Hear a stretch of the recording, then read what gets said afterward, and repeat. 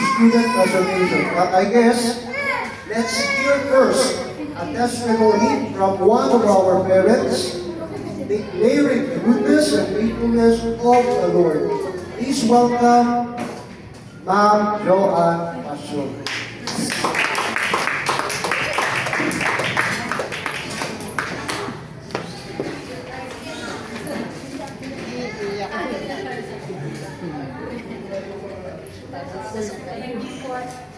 Good evening for everybody. My name is Joanne Passion. Remotely ka. Siguro ito yung last time na, hindi lang last time, siguro mag-visit na lang kami kasi as you all know, yung anak ko namin si Zach, yung graduate this year. And I praise the Lord kasi after nung pandemic time, naghanap talaga ako ng Christian school. Kasi ako mismo, product ako ng School of Tomorrow, Accelerated Education. So nakita ko kung paano i-build up yung isang estudyante. Hindi lang ako academically, really kung paano yung guidance na yung mga teachers based sa Bible.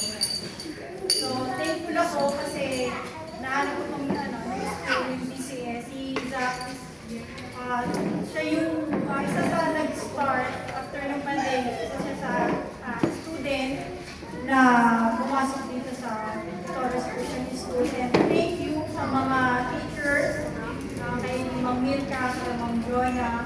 Yung iba, wala na yung mga previous teachers, Ma'am Juliet, Ma'am Juliet.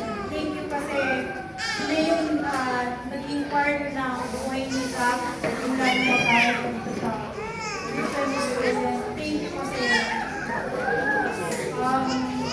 bukod sa aming parent na nag-guide sa kanya, ganun din yung mga teachers na nag-guide sa kanya habang nandito siya sa school. So, thank you po.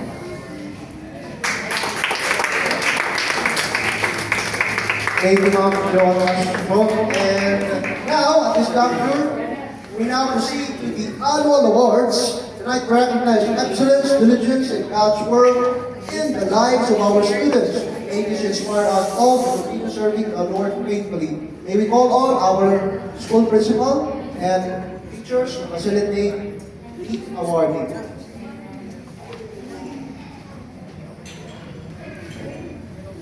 Okay po, alam ko po, ayan, so napakahaba na po, but very, rich sa ating mga learnings, lalo sa mga parents. I hope na appreciate po natin ang bawat message po na napakinggan natin sa taas. And also, with our keynote speaker, Mrs. Marwalita Teresa Malabo. Ayan, palakpakan po natin.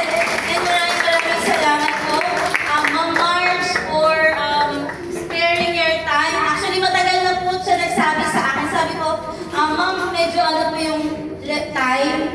Pero sabi ko sa banquet, kasi po ang ganda po nung pinaka-topic po na pinresent po ni Ma'am. So as a parent, dapat po kilala natin yung anak natin and paano natin po sila i-approach.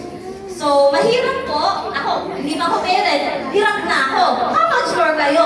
24 hours, halos sa kasama nyo.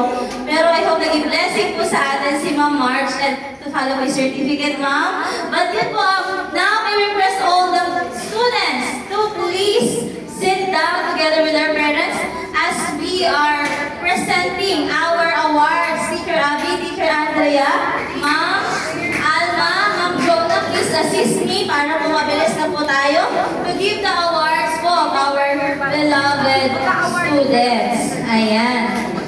So, meron po tayo dito mga character trait awards. Then yung hinihintay po nila, Ma'am, sino po yung ganito, sino po yung ganito. Nanalo po sa... Ayan, so, simulan na po natin. Ito po ay, students, so please settle down. In-overall na po natin, Music Literary Platform Contest. Champion